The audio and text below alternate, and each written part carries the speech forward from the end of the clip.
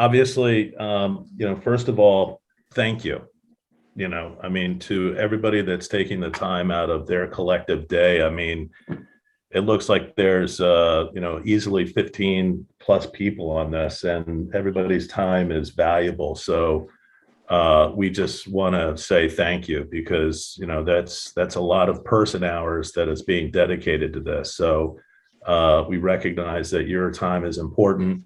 And the fact that you guys are taking the time to do this and spend some time with us, we're just really, really grateful for that. And Justin, obviously, thank you for really taking the time to get to know who we are, what we're doing as a firm, and really, really partnering with each other to bring much needed financing opportunities to smaller businesses that we think that we know that we need it. Obviously, if you can read the thing on the bottom, my name is Robert Lendrum. I work with Irv Hughes.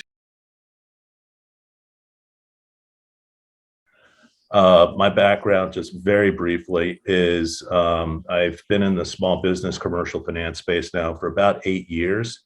Prior to that, I spent about 25 years in the alternative investment space, specifically hedge funds, global macro funds, alternative investment strategies ranging from venture, private equity, and the like.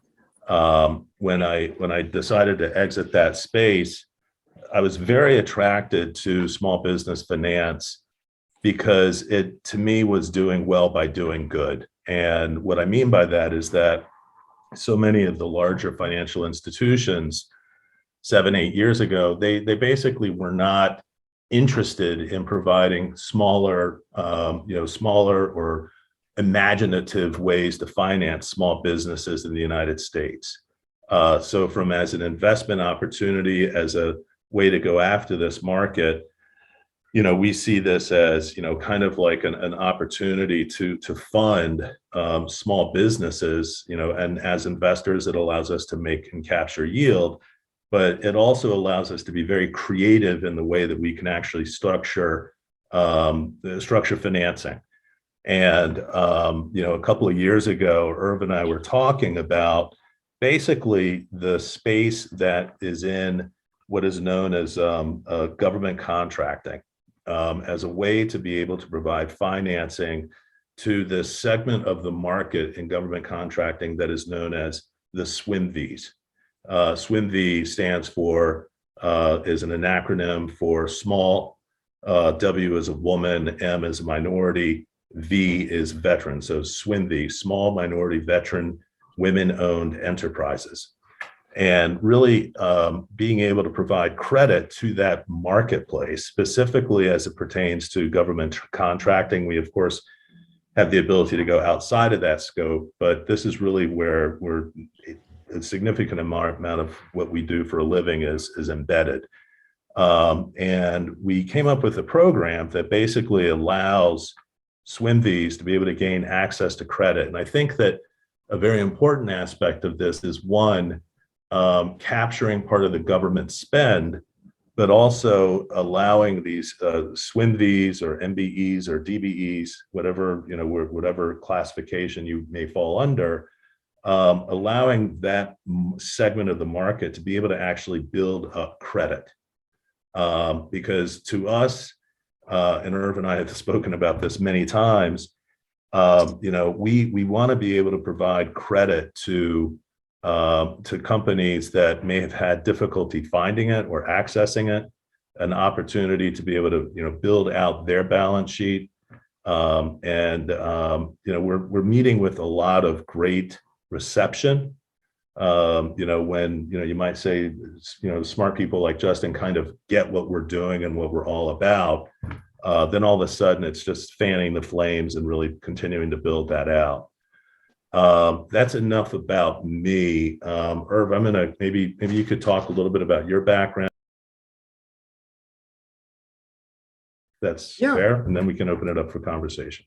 Yeah, awesome. So thanks, Robert, and thanks so much, Justin, for pulling all the pieces together. So we'll have to give you a gold star for being a quarterback, man. At any rate, my name is Irv Hughes, and I am a former commercial banker. I say former because I want all of y'all to know I've recovered from that now. And the good news is that since that time, I left the bank. A little backstory: I left the bank because my boss at the time told me that I needed to decide whether I was going to be a consultant or whether I was going to be a banker, but I could not be both. He was absolutely right about that. And so about a month later, I left the bank and so started helping small businesses get access to capital through what was then an SBA loan program called the Community Express Loan Program. Now, I'm dating myself a little bit here, guys, because if you're old enough to remember the Community Express Loan Program, that program went away in 2008. That's how long ago it went away. It went away in the crash that we had back then. And so my response to that was, well, you know what, we should pull this business model off the shelf that I had developed in 2005. And let's start doing that and start financing contractors.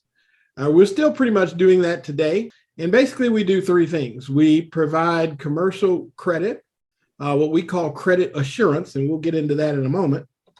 And then we provide working capital, which is basically a receivable baseline. And then the third thing we do that makes us very, very unique, and I want all you guys to know this, is that we monitor government spending across the country every day. And so what we do with that data is we feed it into a proprietary software that we've developed so that we can run pricing analytics to help our clients understand how to set their pricing in such a way that they can both be competitive and profitable. One of the things that you'll notice about purchase order finance as a finance tool is that PO finance is very margin driven. In the PO finance industry, margin is everything. What's cool about what we do is somebody's personal credit score is part of the evaluation process, but a personal credit score will not approve somebody, and a personal credit score will not deny anybody, because it's just part of our overall underwriting policy when we take a look at PO finance applicants. What's really interesting about this is profitability is really, really the key. And in helping our clients, the first thing we have to take a look at, especially when they're government contractors, is whether or not the purchase order that we're financing is profitable. The other thing is that every purchase order stands pretty much on its own. So even though we may establish a $200,000 credit limit for somebody, every purchase order is evaluated separate and apart from every other purchase order. And the reason for that is simply because in some purchase orders, in some industries, frankly, the margins are simply too thin for us to be able to cover the cost of capital and make sure that our clients are profitable. One of the things that I want to communicate to everybody is, one of the things that's vitally important to us, and we just have a really, really simple policy, and that is if we cannot help someone grow, we will not hurt them either. And so oftentimes that policy causes us to have to opt out of an opportunity simply because we are not in a position to be able to help. And then lastly, just understand that we are talking about financing government purchase orders, meaning that if the receivable is not coming from a government agency, it doesn't mean that we can't assist in the financing process, because we are a lender, we have access to other lenders in our syndicate. So it doesn't mean that we would reject that. It just means that we have to take a separate step to make sure that we can assemble all the necessary supporting documents so that we can now, from our platform, distribute that to our syndicate lenders. And I want to be clear that what we don't do is we don't take say, a file and just blow it out to hundreds and hundreds of folks and hope that something sticks. That's not the way we do it. We actually go through a pre-qualification process first. And because we have the underwriting criteria for our syndicate lenders, we're able to match those pre-qualification criteria to their minimum underwriting guidelines. And so what that means is now we literally can invite the right lenders to take a look at the opportunity so that we can basically generate a term sheet. Okay, so that's pretty much our process. So how we got into this. We are a subsidiary company of a parent company, Level 3 Corporation, which is a 100% minority woman-owned business. And I got really fortunate some time ago and married the boss. And so I am still working for the boss. At any rate, having said that, we got into this because Level 3 Corporation really is a training, consulting, and technical assistance firm that provides training to government contractors. So I want you guys to kind of know the backstory and how we got into this, because we sort of backed into this whole PO finance thing. That opportunity with Level 3 Corporation allowed us to be able to work directly with government agencies in providing training for new and existing contractors who the agencies had selected to do business with, but found out that those contractors needed a bit of education, a little bit of training, maybe some support to be able to position themselves so that they could take advantage of the spending opportunities that the agencies have. So that's how we got into this. Well, that proximity to be able to work closely with contracting officers inside the agencies basically gave us an aha moment when we started to find out that one of the problems that the agencies had is capturing spending and not being able to meet their small minority or woman or veteran spending goals. A lot of people have not been privy to that kind of information or that level of detail. And in working with these agencies, what was really, really interesting is that we found out that, frankly, most government agencies fail in this area to capture spending for commodities. And when I say commodities, I mean commercial products. Now, on the service side, some government agencies do very, very well with capturing minority spending. And having said that, when we're talking about that, the reason why that is because there are many, many, many certified firms, whether they're certified as small, which is race and gender neutral, or minority, or woman-owned, or veteran-owned. They tend to do very, very well on the service side. That means that, you know, all of the electricians and roofers and the painters and all of the landscapers and all of those folks who offer services, a lot of times government agencies can in fact meet their spending goals. Not so much on the commercial product side, however. And the reason why that is because there are inherent just systemic barriers that make it challenging, frankly, for minorities to get into the commercial product supply chain, especially when they're selling to government agencies.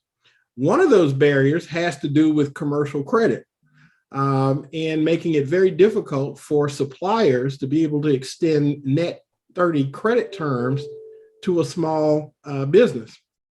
So that was problem number one, barrier number one. Barrier number two is that oftentimes in the supply chain, large suppliers have trouble extending credit to small companies. And even if they do, they give very, very limited credit lines, credit limits to those small companies. So here's the problem. So if you're a certified firm and you happen to be selling commercial products, and sure enough, you get a purchase order for $100,000, you might have great margins in there. You might have 30, 40, 50% margins in there, and that's great. But that means then that now you're faced with having to get your supplier to give you net 30-day credit terms for $50,000. Now, you might imagine that can be a real challenge if you've got net 30-day credit terms of $2,500. And here you come with a $50,000 need on a $100,000 PO. And so typically what suppliers do in the supply chain is say, well, good news, Justin, as soon as you can wire us $50,000, we're going to get that order right out for you, right? And as you might know, even if somebody has $50,000, guys, that model is simply not sustainable. And so that's where we come in here at HCA. So what we do is we provide what we call credit assurance. Now, not insurance, but assurance. And we provide that to the supplier on behalf of our customers. And so what we do is we issue something called a standby letter of credit as payment assurance to the supplier on behalf of our customer. This allows our customer to be able to get orders delivered without having to pay cash out of pocket up front. Once we get the confirmation that that order has shipped and has been received by the government agency, then an invoice from our customer goes out to the agency, in which time we then verify that those products arrived in good order and to specification, and that the invoice is going to be paid. Once that verification is done, we release the funds to both the supplier and to the contractor. And what's really, really important about that is now we are able to convert that receivable very quickly and get that out the door, as opposed to as what's happening now for contractors who've delivered on goods, waiting anywhere from 30 to 45, and in some cases 60 days, depending on the size of the purchase order. So essentially, that is what we do and how we do it. And then the third thing that we do is we now have a technology platform that we are able to take in numbers of applications. Everything is online. And what's nice about that is our clients really enjoy that, because they don't actually have to mail things or fax things. They can simply upload documents to our system. We can actually go through that checklist of documents, make sure that they have everything, that we have everything that they need in the file. And so imagine if you're applying, now you've got one place and you can upload all of your supporting documents in one place, and now have that put out on the platform for funding. So that's kind of how we approach this. Generally, we can get responses back. Generally, we tell people anywhere from 7 to 10 business days. Obviously, that's kind of a benchmark for us. But that depends largely on our client and how diligent they are about making sure that they upload all of the documentation that we require. So once we get everything, then we can move things along relatively quickly.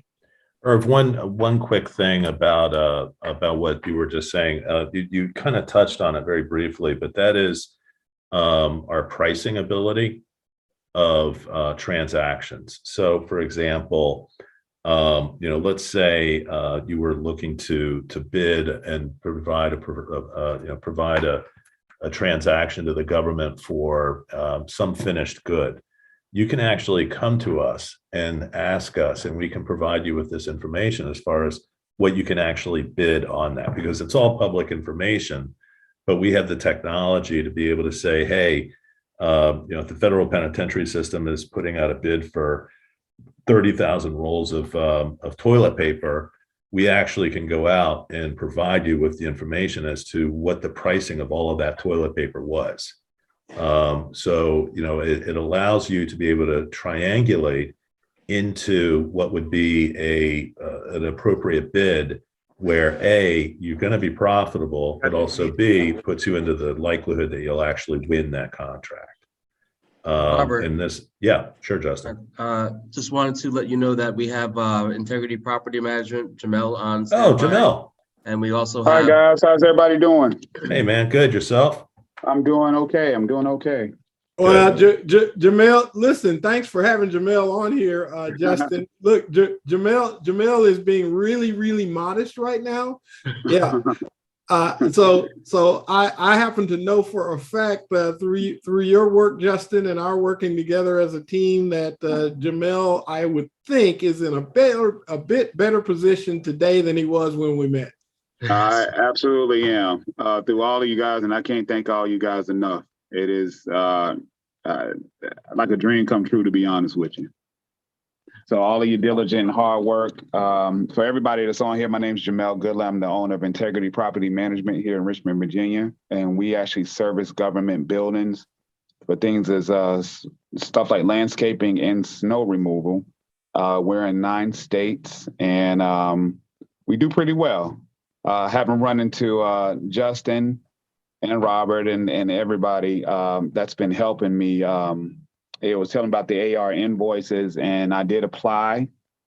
And through all of Justin's and everybody's diligent work, I applied for $250,000. I ended up getting a $1 million line of credit.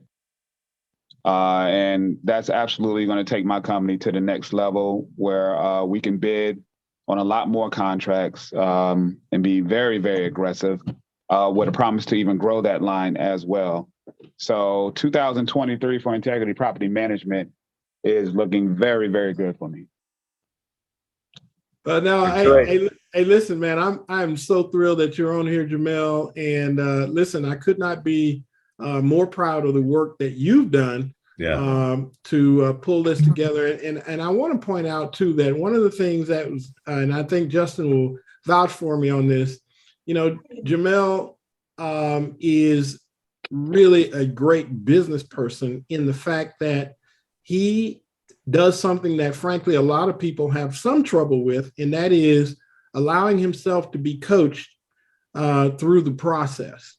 And one of the things that's going to be really, really important going forward to help companies grow like Jamel's is that we recognize that a lot of times people have very limited or sketchy or disinformation about how all of this stuff works. Amen. And so one of the things that we've prided ourselves on is being able to explain every step and make sure that our clients can get to a comfort level with what we're doing, because at the end of the day, guys, business is a team sport. And the minute we cannot support our clients to a level that they understand what we're doing, they understand why we're doing it, they understand how we're doing it, and they understand what the intended outcome is, that can be a real uphill battle for a lot of folks. So kudos to you, Jamel, and kudos certainly to you, Justin, for getting us this far. Thank you. Absolutely. Yeah, thank you all, you guys. Thank you all. You're very welcome, Jamel. It's been a pleasure helping you. It's always been fun. Every day we've been on the phone talking, troubleshooting, reanalyzing, repositioning, and I'm happy in the end it's all working out for you. Absolutely. We made him actually a Zoom project. I've been teaching a lot of call reps on how to handle clients and how to analyze the client and see how you can best help them. And I took him on as a little project, and I didn't know where it was going at first, but look where we are now. What's that, Jamel? I just say amen to that. You're 100% correct in that. Boy. Yeah. All right. Well, super. So, I don't know if Justin, you had some time. I was gonna, if it's all right with you, I'll walk through kind of an orientation that we typically use for our partners and customers. So it's okay if customers or potential prospects are on here to see this. I don't know if you're recording or not, but I think it would make a good idea for you to record this. We're on a recorded line. It is being recorded. All right, well, super. So I was thinking that it would be really good, and we call it an orientation because it's really short. That's really all it is an orientation. But I think the idea here is to kind of convey the concept of what we're doing, because what happens with most contract financing is you have to do it in steps. For example, let's say you get a $100,000 PO, you've got a $70,000 cost on that, so you got 30% into it in profit, which is great. But the challenge is that oftentimes what happens, typical PO finance company, what they're going to do is they're going to charge you for the first transaction. And there's only two ways to handle that. That's either with a letter of credit, or you got to have the PO finance company actually pay cash up front to your supplier on your behalf. The problem with the cash transaction is now the company, your company, the prospect company, doesn't get to establish any credit because now the transaction is turned to cash, and so no credit is established. Well, this will usher in quite a bit of risk, as you might imagine. Here it is, you've got a PO, you've wired $70,000 in cash to some supplier, and the risk you've taken is now they have your money and the product, and you, as a contractor, have no leverage whatsoever to protect yourself in the event that that supplier, for whatever reason, doesn't ship the product, misships the product. In other words, ships it where it's not to specification, or worse, ships the product late. And as you know, with the supply chain issues that are happening right now, that can and will happen. So imagine, here it is, now you're a government contractor, you're in the supply chain, you're out of your cash, and you have no leverage to get your product shipped. And that's why we do this, is because we have to educate oftentimes contractors about how much risk they're taking when they're having to prepay a supplier to finance a government PO. So having said that, what I'm going to do here is I'm going to try and share my screen, guys. If I ask a question? Yeah, fire away. Great. Does the bid, does the fee typically come out to 10% of the bid, the gross bid? Yeah, our fees are capped. And so it can be as high as 10% on the smaller amounts. It can be as low as 7% on the larger amounts. Okay. And just so that I understand everything clearly, it sounds like to qualify, the person has to have a government purchase order or government contract receivable for these programs. That's right. Okay. And if someone is running an Amazon business, does that mean they need to reach out and try to get a government contract or purchase order through Amazon, or can they get certified and then go ahead and try and get one after being certified? What does it look like for an Amazon owner?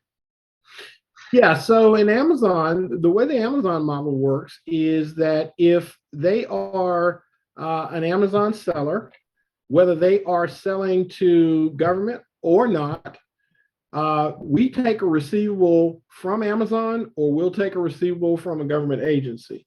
And the reason why that's important, and I'm glad you brought that up, is because frankly, even with Amazon sellers, it's even a better, I think, opportunity for them, simply because where Amazon sellers can get in the weeds is obviously if they're resellers, right? If they're Amazon sellers, they're probably buying from a supplier. So the point is, if they're drop shipping, or even if they're using fulfillment by Amazon, they're being invoiced by suppliers. And oftentimes what we find is Amazon sellers wind up having to do prepayment to their suppliers as well. And so we can step in those instances. Okay, great. And I have a couple of Amazon sellers, but they work with someone who runs an Amazon automation company.